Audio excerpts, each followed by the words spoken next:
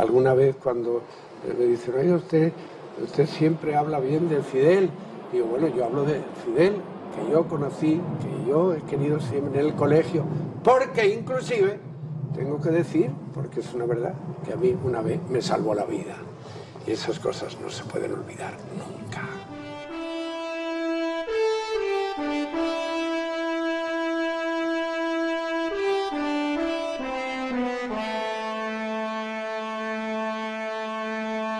Salimos una mañana para subir a un monte allá por la Sierra de los Órganos y enseguida empezó a llover torrencialmente, como llueve en Cuba, como llueve aquí, el trópico, ¿no? Y entonces, como eran las montañas, pues claro, el agua empezó a caer para el río. El río se llama el río Taco Taco, que tiene muchas curvas porque está en la montaña. Y entonces ya era casi al anochecer cuando llegábamos al campamento, que lo teníamos al otro lado del río.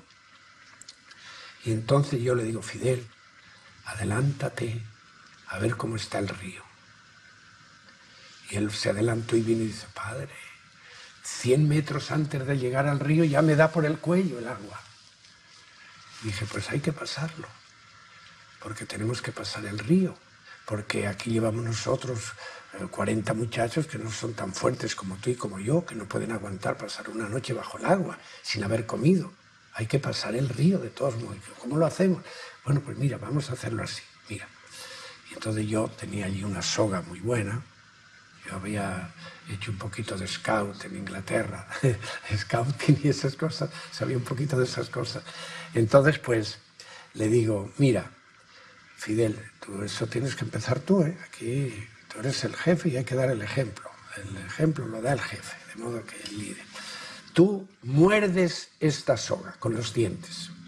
No la agarres con la mano, que te puedes matar o ahorcar, porque el río era un torrente que arrastraba piedras. Después nos enteramos que aquella tarde había muerto allí un guajiro con su caballo. Al intentar pasar el río con el caballo, le cogió la corriente, cayó el caballo, se enredó en el caballo y se ahogaron caballo y campesino. De modo que yo le digo, mira, tú muerde la soga con los dientes y no la sueltes. Y aquí está la voluntad de Fidel, a no soltarla.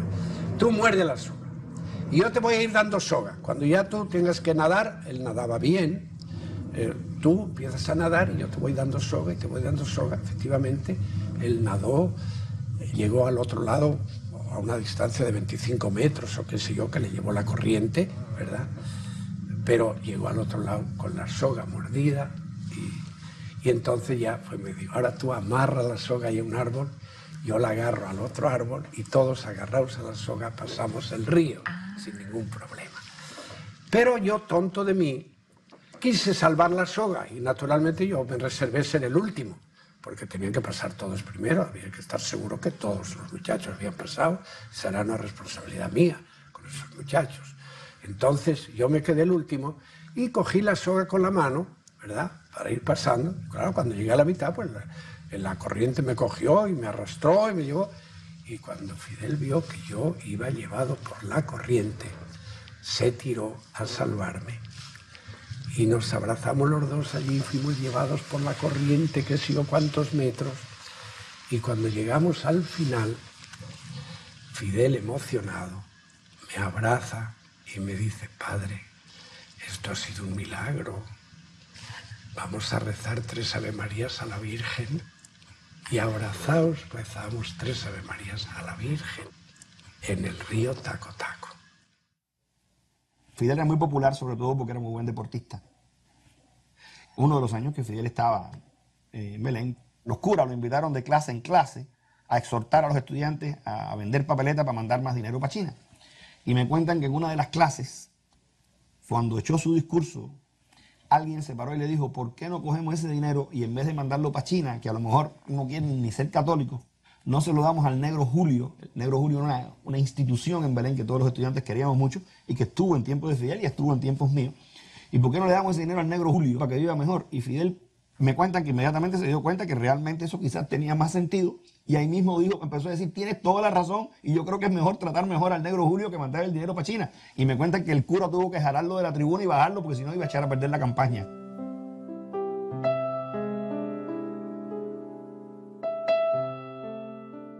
Yo soy Ángela Castro Ruz, la hermana mayor de Fidel, que le llevo 4 años. Cuando íbamos a bañarnos al arroyo de allí del Batey, a veces iban algunos de los muchachitos de la zona y se bañaban también con nosotros en la poseta aquella. Y Fidel vio un día a uno de los niños que estaba tan mala su ropa y cogió y le dijo, llévate, mira, ponte mi ropa. Y dice, ¿está loco? Y si tu mamá me ve, me dice que yo me la robé. Dice, no, porque yo le voy a decir que la corriente del río se la llevó y tú vas a decir que te la encontraste enganchada en una mata que estaba a la orilla del río, por allá abajo. Y entonces ya ella ya sabe que tú no eres ladrón. Y entonces así lo hizo, pasó todo como lo previó. Mi mamá ve al otro día al chiquito con la ropa en la tienda y dice, mira la ropa que se le perdió a Fidel, ¿fuiste tú? Dice, no señora, yo me la encontré en la orilla del arroyo, enganchada en unos matojos, unos males. Entonces, y las recogía, no sabía que eran de Fidel. Ah, bueno, está bien. Pero ella era la primera que cuando veía a alguien así mal, le regalaba. ¿Y qué edad tenía Fidel en aquel tiempo? En aquel tiempo debe haber tenido 6 años y pico. ¿Usted conoció a Benito Castellano? Habilito, sí, como no, sí, él a la par que nosotros, allí en Virán, porque nosotros vivíamos a 10 kilómetros del Central, y ellos vivían en el Central, tenían su farmacia allí, y era la única farmacia, además siempre se iba al lugar. Además de ellos mantener relaciones de amistad con la casa. Como mi padre era el farmacéutico, pues entonces alquilaba un automóvil y dice, vamos a hacerle la visita a don Castro, a don Ángel.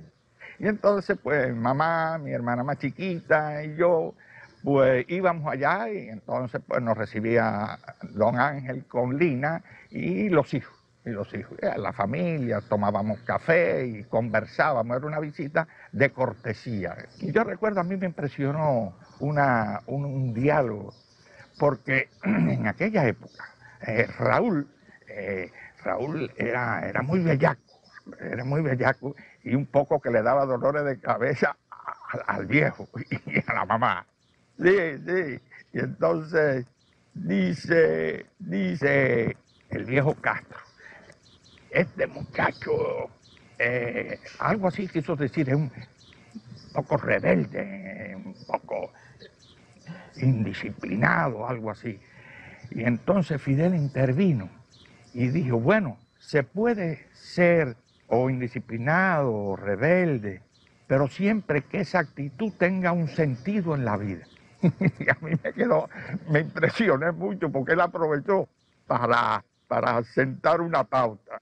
Yo conocí por primera vez a Fidel Castro en 1952, en la Universidad de La Habana. Allí lo conocí, empezamos a hablar, estaba disgustado con la cuestión del golpe de Estado. ¿El golpe de Estado del 10 de marzo? Sí, del 10 de marzo. Tenía un libro aquí en el brazo, un libro, no recuerdo todavía, un libro de portada azul con un Lenin a relieve, una cabecita de Lenin a relieve. Sí, me llamó la atención y dije, bueno, pues aquí todo el mundo le echa a los comunistas, como este hombre anda con ese libro aquí. Vaya, desafía hasta eso. Para mí ya era, si no comunista, por lo menos tenía bastante inclinación. Vaya, que en ese momento él, allí en la Plaza Cadena, tuviera un libro abajo del brazo, ¿eh? Con la efigie de Lenin. Vaya, no era fácil. En aquellos momentos, y el barrio abajo, hablaba, yo no era comunista. No. Tenía mis inquietudes sociales, pero comunista yo no era. No. Yo fui comunista después del triunfo de la revolución. Ya que me hice, ya abracé la causa del socialismo, del marxismo-leninismo y ya me muero con. Fidel desde aquella época apuntaba hacia lo que es, solo que nosotros no nos dábamos cuenta. Es decir, nosotros sentimos que había algo excepcional en aquel muchacho, Pero nosotros no pudimos prever la dimensión de Fidel, desde luego.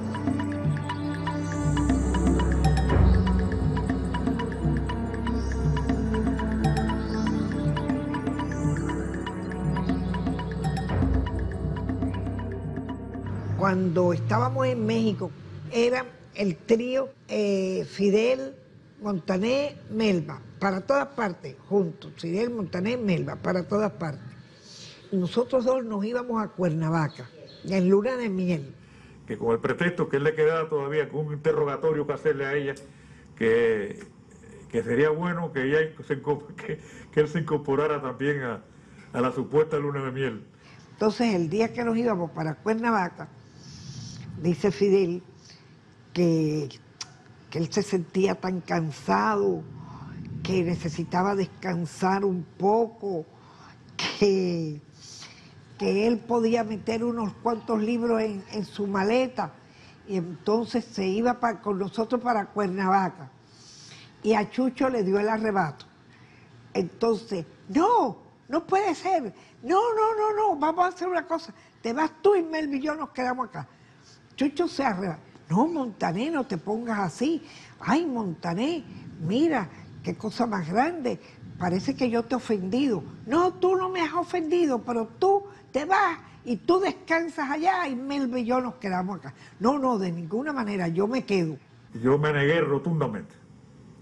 Es la primera orden que incumplí. Le he incumplido a él, esa es la única y primera y única orden. Recuerdo que por allá, por 1960, 1961, existían grupos de bandidos alzados por inspiración de la CIA, que diariamente le bombardeaban en paracaídas las armas norteamericanas con las cuales pretendían destruir la revolución. Recuerdo que en estos episodios Fidel le gustaba, se interesaba por conversar con los prisioneros de guerra, para conocer cuáles eran sus intenciones, cuáles sus motivaciones. Y así mandó a buscar a uno de los cabecillas capturados. Esto ocurrió en Topes de Collante. Y Fidel planteó que quería conversar a solas con el prisionero, porque sentado uno frente al otro, Fidel le preguntó: ¿por qué te alzas contra la revolución? ¿Por qué combates la revolución? Y el individuo empleó una frase que repitió hasta el cansancio cada vez que Fidel le hacía la pregunta. Y este cabecilla contrarrevolucionario... ¿Y qué decía? Le decía que él se había alzado porque estaba por la democracia representativa, por el Parlamento. Y Fidel le decía: bueno, pero tú tienes que saber por la edad que aquí el Parlamento nuestro era un parlamento en su mayoría de bandidos, de pillos, de ladrones, que no decidían nada en los destinos del país, que era una mascarada de democracia. Y entonces Fidel le volvía a hacer la pregunta y el individuo volvía a decir lo mismo. Y llega un momento que Fidel se desespera un poco, cosa que no es característico en él, pero ocurre. Tomó al prisionero por la ropa, por aquí, y figúrese Fidel Castro, que es un gigante, con aquel hombre que era mucho más pequeño que él, lo alzó con furia, y en ese momento él y yo cruzamos una mirada. Él se dio cuenta que estaba fuera de sí y lentamente bajó al prisionero hasta la silla, le dio la espalda y se fue. Eso era ya como las 11 de la noche, como a las 5 de la mañana. Fidel me despertó y me dijo solamente: vamos. Y entonces Fidel, para sorpresa de aquel hombre, Fidel le pidió disculpas. Le dijo que había estado un tanto fuera de sí, reiteró que por favor que comprendiera esta situación y quería continuar la conversación con él. Y a partir de ese momento desarmó moralmente al prisionero, que entonces sí entró en una conversación con Fidel, tal como Fidel quería, para ver cuáles eran realmente los motivos de su acción contrarrevolucionaria. Y bueno, pues comprendimos una vez más quién era Fidel en su grandeza, pidiéndole inclusive disculpas, perdón a un prisionero por haber intentado maltratarlo.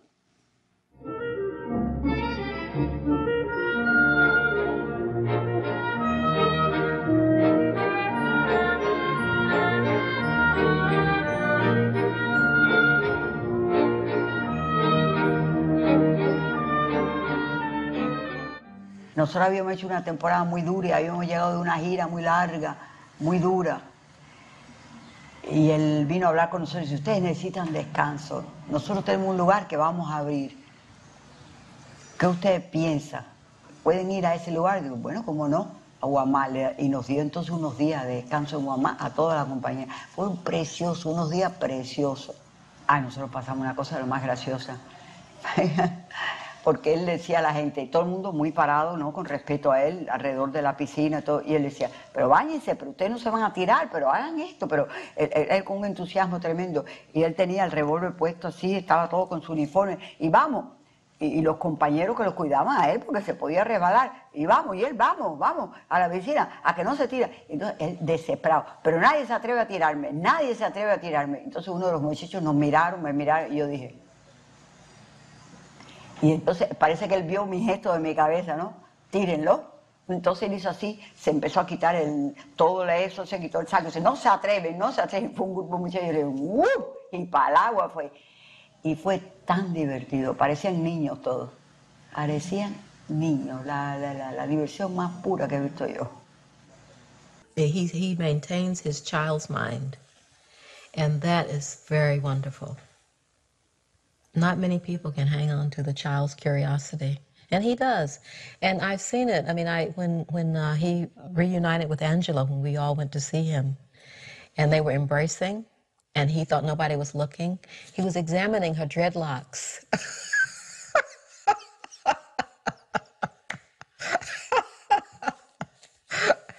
And I thought, yeah, you know, that's really what a child would do. But by the time you're a grown-up, you know, you're not supposed to, you know, but of course you should. You should touch the world. You should continue to examine it. You should look at it. You should smell it. You should know what it's made of. You know, it's all wonderful.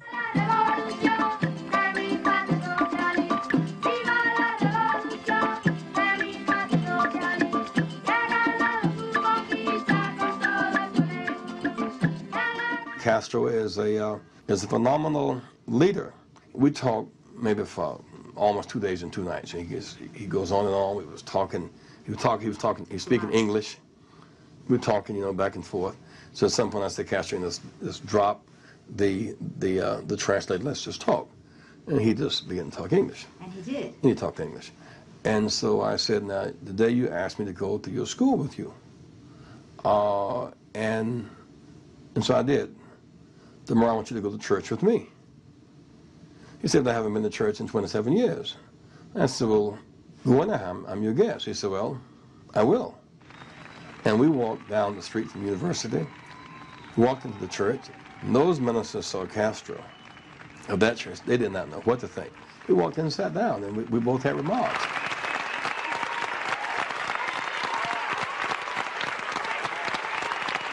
And after that, he appointed a secretary, a liaison between the church and its government. It really came out of our dialogue.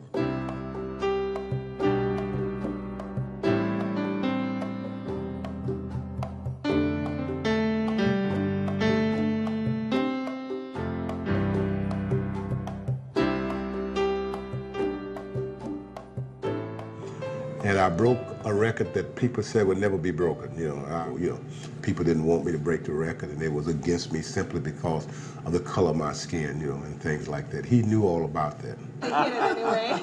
Actually, President, did he enjoy playing baseball or basketball? I understand he was ¿Qué le quite a gustaba a basketball usted? ¿Qué disfrutaba más usted jugando, el béisbol o el básquet? ¿Dónde habría llegado más lejos?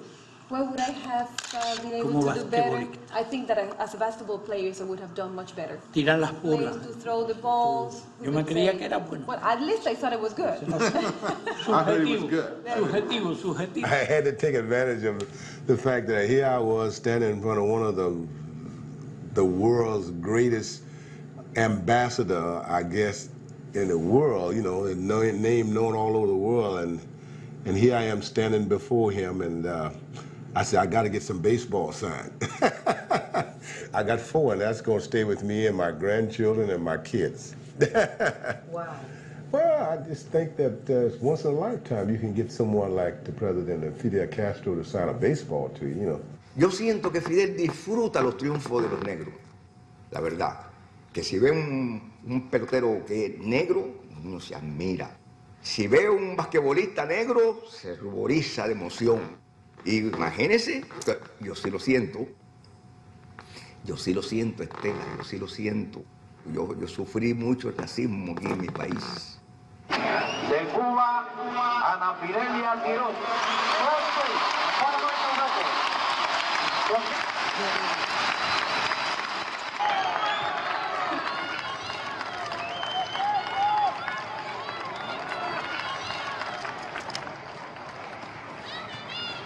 Y yo en especial le debo mucho a él porque, bueno, cuando mi accidente, él fue la primera persona que estuvo allí al lado de mi cama para darme el primer aliento de vivir. Y por eso le debo mucho. ¿Te acuerdas de eso? Yo sí me acuerdo de eso.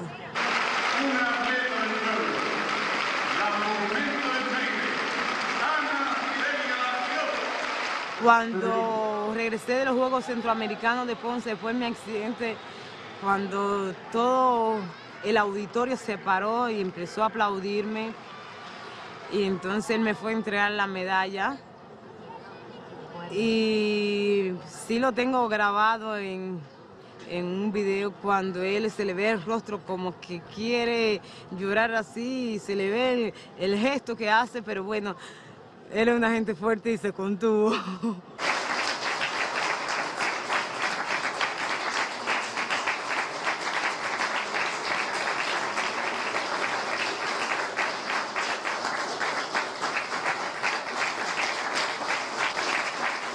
Had it not been for the Cuban presence, that South Africa would not only have not been defeated, but it would never have to come to the table of negotiation with Nelson Mandela for his release and ultimately his taking over as the head of state of that country. I have looked forward to coming to visiting Cuba Deseaba ever since I mucho was released venir from aquí y prison. visitar a Cuba desde el momento que fui liberado de la prisión. And I'm very happy that that day has come. Y me complace mucho que este día haya llegado al fin. I sincerely hope that it will be possible for me to address the people of Cuba. Sinceramente tengo la esperanza de que sea posible durante mi estancia poder One of these dirigirme a todo el pueblo de Cuba And I will express my sympathy. para towards this transmitirle a todos mis simpatías por su país. country. In the meantime, I say you should remember that I love you all. Mientras tanto, pido que recuerden que los quiero mucho a todos.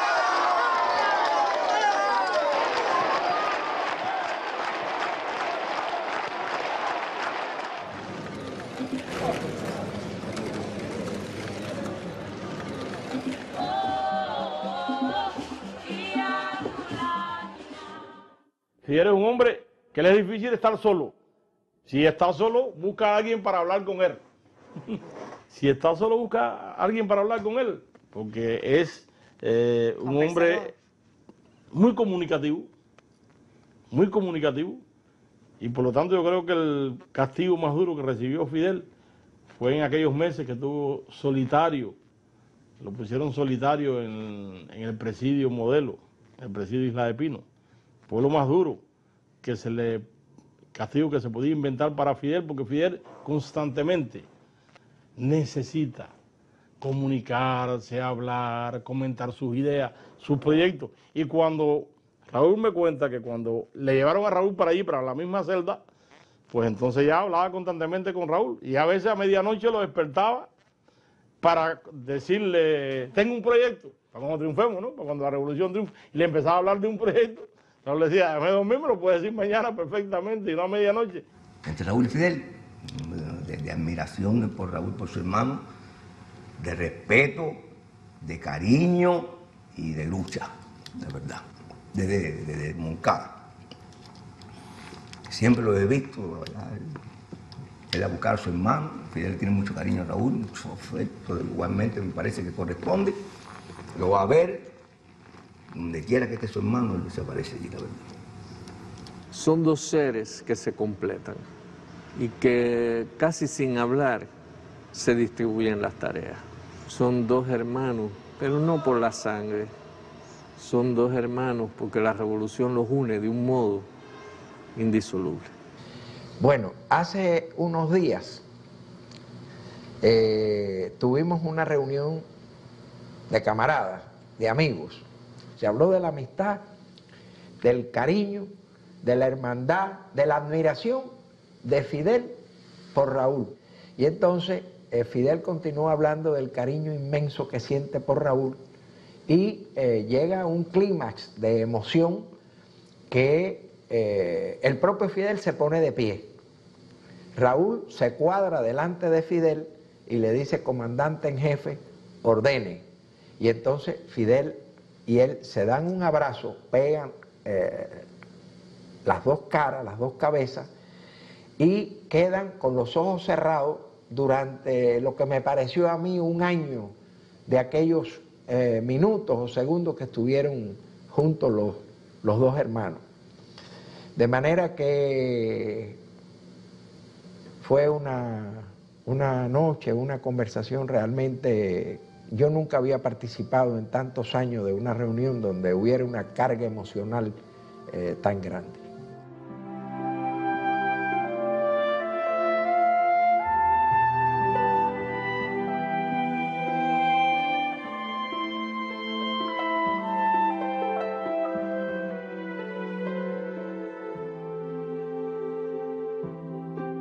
En esos días yo veía carteles, fotos de mi papá con letreros abajo, y yo decía: ¿pero esto qué es? ¿Por qué? No tenía una explicación lógica y preguntaba.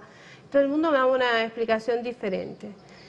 Ya entonces llega un momento en que él nos llama a mi hermana Hildita y a mí y habla con nosotros esa noche. Mucho tiempo después yo supe que él quería darnos la noticia esa noche, pero mi mamá no se lo permitió. Mi mamá quería dármela a mí y ella. De todas maneras, él como que nos preparó, ¿no? Nos dijo algo así que él había recibido una carta de mi papá, cosa que no era real, pero bueno, era lo que él nos decía. Había recibido una carta de mi papá donde mi papá pedía que si algún día él caía combatiendo, nosotros no lloráramos por él, porque él habría muerto entonces como quería, y cuando un hombre muere como quiere, no se debe sufrir por él. Algo así, decía a mi tío. Y si esto llega a pasar, nos dijo, ustedes me dan su palabra revolucionaria, su palabra de pionera, nos dijo, que no llorarán. Mi hermana dijo que sí, pero yo inmediatamente dije: pero yo no soy pionera todavía. En aquella época, hasta los 7 años, no te eras pionera. Dice él: bueno, ¿tu palabra revolucionaria me la das? Digo: ah, sí, es así, te la doy. Al otro día, yo regreso, estoy en 11 con tía Celia, y cuando entré, mi mamá estaba llorando. Mi mamá es la persona más fuerte para nosotros, ¿no? Es decir, es el pedestal de nuestra vida. Alrededor de ella es que hemos ido creciendo y nos hemos ido formando como seres humanos. Ver a mi mamá destruida, llorando totalmente sin control, para mí fue una sorpresa tremenda, fue una cosa que no podía entender. Y yo me acuerdo que puse el plato en un lugar y: mamá, ¿qué pasa? ¿Qué te pasa? Ella se incorporó en la cama. Me dijo: tengo que hablar contigo, algo muy serio, muy triste. Yo no recuerdo exactamente sus palabras, ni creo que me haya dicho directamente: tu papá murió, no recuerdo eso. Y me dijo: tengo que leerte una carta. Y sí recuerdo que empezó a leerme la carta, que es muy linda la carta de despedida de mi papá. Dice: cuando ustedes lean esta carta será porque ya yo no esté entre ustedes. Eso yo lo entendí, ya lo entendí, algo pasó ahí. Mamá llorando, leyendo esta carta, y al final esa despedida de un beso grande de papá. Yo me dije: no tengo más papá, sí, ya. Y un poco que, como siempre, las lágrimas se me salían, ¿no? Y me incorporé en la cama porque me acordé de mi otro papá.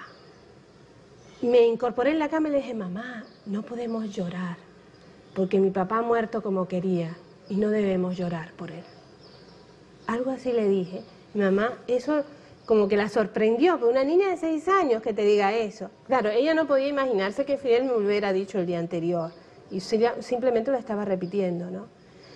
Pero para ella fue un impacto y la ayudó en ese sentido.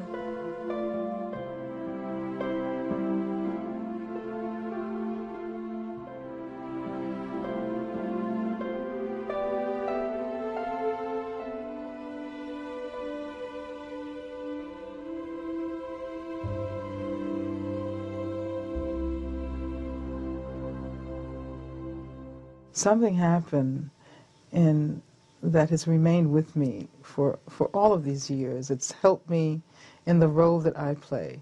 There was the vast celebration in the Plaza de la Revolución, and Fidel was to speak, and then I was going to speak as well. Now, first of all, I was totally terrified of speaking to a crowd of 200,000 people, or 300,000 people, however many there were. And he said, well, don't worry. Don't worry if you're nervous. I always get nervous. You know, before every speech I make, I get nervous. And that sort of taught me a lesson. I continue to get nervous every time I speak. And I continue to think about Fidel whenever I get nervous. And, you know, of course, I remembered the slogan that emerged out of a speech that he gave, turn adversity into triumph, turn a defeat into a victory. Cuando él camina hacia el podio, él lo hace en una forma muy de él, muy sui generis, que conlleva timidez. La forma que él planta, porque yo sí cuando estoy mirando a Fidel, yo lo estudio de arriba abajo y de abajo arriba.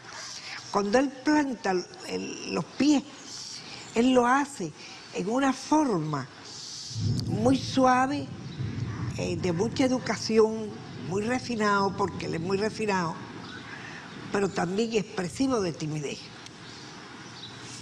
Obsérvalo, a partir de ahora obsérvalo.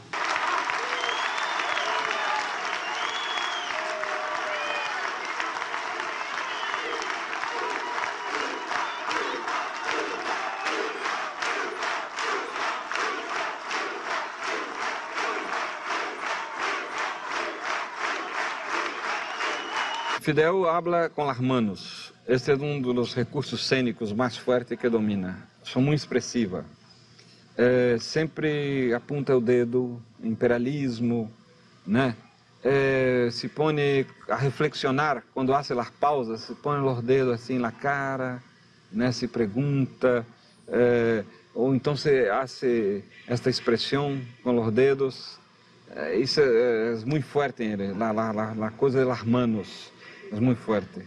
En Fidel hay una extraña relación entre las manos, los ojos, las expresiones del rostro y desde luego su voz, que es algo muy particular. ¿Quién podría creer que 5 años después de la desaparición del campo socialista aquí estaría Cuba? Revolucionaria, socialista, luchando, resistiendo. ¿Quién podía decir que estaríamos haciendo las cosas que estamos haciendo ahora? ¿Quién podía imaginarlo?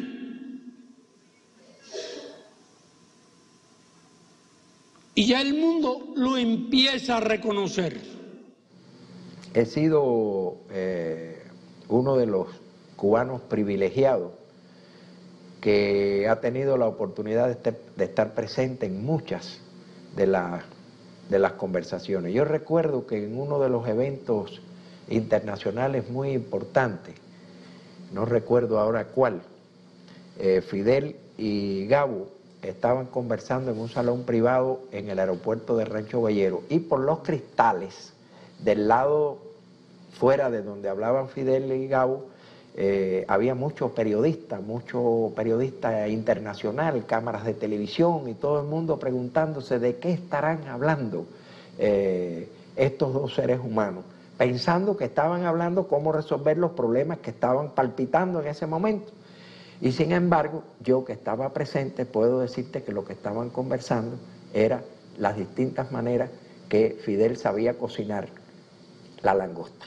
Fidel es muy buen cocinero y tiene una complicidad con Mercedes de cocina. Si yo te digo una cosa, nos van a acusar de violar las leyes cubanas, pero Mercedes siempre trae cosas de comida de contrabando para preparar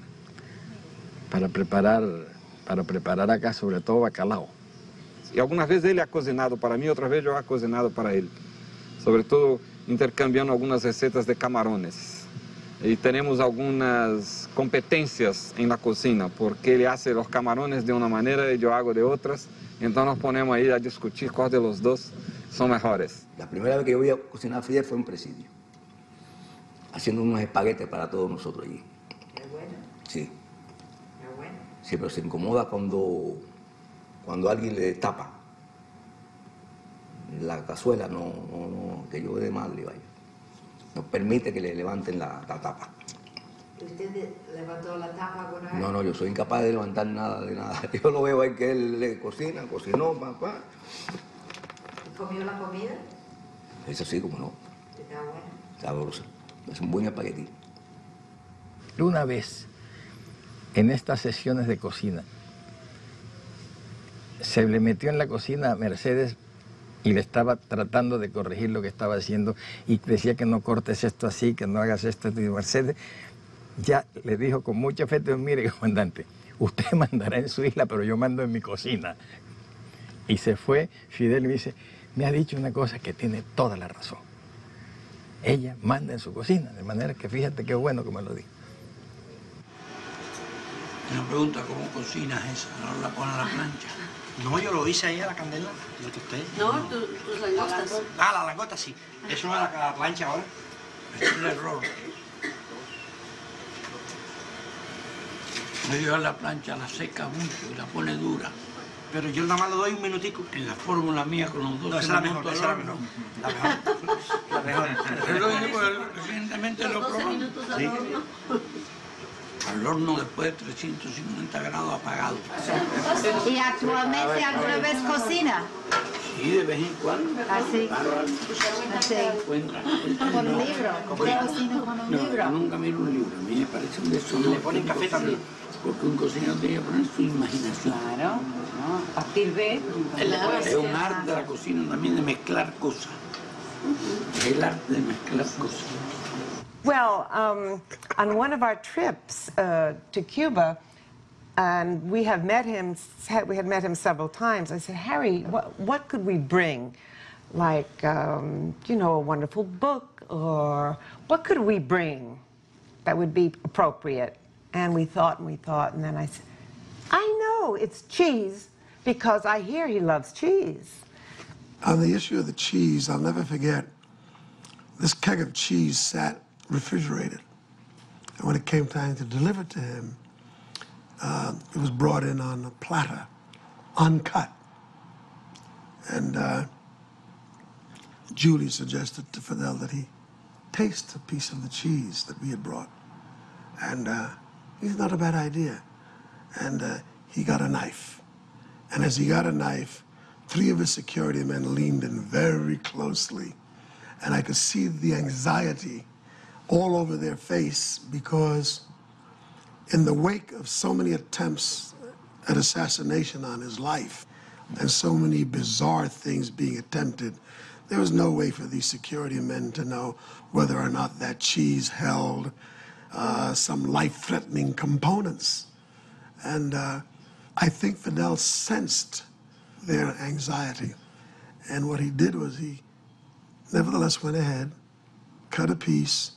I saw him look at the cheese for a moment, and he took it back and he cut a much smaller piece in which he just took the slightest little taste, and he tasted it. Then took a bigger bite. And he loved the cheese. But I'll never forget the moment, because anything, such an innocent thing as presenting this gift, and that we all of a sudden were awakened to another reality, to another history, to another thing that was going on.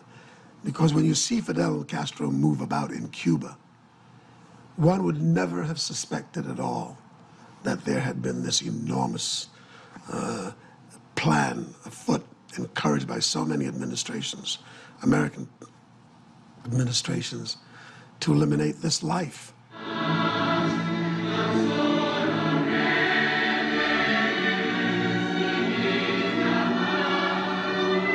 Yo diría y digo que sí hay una relación especial, que hay una gran amistad entre el Gabo y Fidel. Realmente lo que consolidó esa amistad fueron los libros. Porque le pregunté, bueno, ¿qué estás leyendo? Y me dijo, no tengo tiempo de leer por estar leyendo documentos. Y dije, pero eso es horrible, es esterilizante y es estresante. Yo te voy a traer libros para descansar. Y empecé a traerle bestsellers. Él no traía bestsellers porque todo el mundo piensa que como es Fidel Castro dan libros sumamente importantes, que generalmente son sumamente aburridos. Entonces recuerdo que el primero que le traje fue el Drácula de Stoker, el original. Estaba en unas maniobras militares, no era en Pinar del Río, no recuerdo dónde. Estuvo trabajando todo el día. Le di el libro como a las 11 de la noche. Y al día siguiente llegó a las maniobras sin dormir un minuto. Me dijo, no me ha dejado dormir el maldito libro que me trajiste. I brought my books because some of them are in Spanish. And I pushed them across the table, and he said, oh, just what I've always wanted, The Color Purple in Spanish. And then he took The Temple of My Familiar, which is my favorite, and he immediately started to read it. And we were all sitting around the table, and he said, oh, I'm so glad to have novels because I'm so sick of reading government reports. And I was really so charmed because, it was a moment. The people that I have taken to Cuba, that is, I've helped make their trip possible, have been largely connected with academic and cultural worlds. I've taken a lot of famous people. I remember being very excited to go on a plane with Gregory Peck. I've taken Sidney Pollack and Treat Williams and Robert De Niro and Chris Walken and Jack Lemmon and his family. And there have been a lot over the years. And when they've met Fidel Castro, first of all, I think he has been as interested and excited to meet them as they have been to meet him. I remember the night, for example, that Danny Glover met Fidel Castro here in New York at a reception. And Danny Glover was so excited about meeting Fidel Castro. And I said to him, I'm sure Fidel Castro was just as excited to meet you. I mean, to Fidel Castro, you are a major movie star, a major actor. And I think that Fidel likes very much meeting these people. He's a big star. Whether he's a villain or not, he's still a star. I mean, he's been around for longer than anybody else. Everybody who was a major power broker at that time is deposed or dead. The newspapers send one particular vision of the man, and you can see what type of person he is once you get to know him. Castro has certainly changed Cuban history forever, and I don't think anyone else could have achieved that. Castro, whether you love him or hate him, Castro is the greatest Cuban in history, with the possible exception of Jose Marti. The two of them tower over everyone else. Fidel Castro es un hombre de excepción. Es un ser humano extraño, de esos que pasan de cuando en cuando por la tierra. Es un hombre que jamás en esta vida va a encontrar su plenitud, porque Fidel cree que es posible el cielo en la tierra. I think Fidel is who he is. He's unique to his time. His presence in the world made a huge difference for millions and millions of people for the better. And I think that no matter what anyone will say, that fact cannot be denied.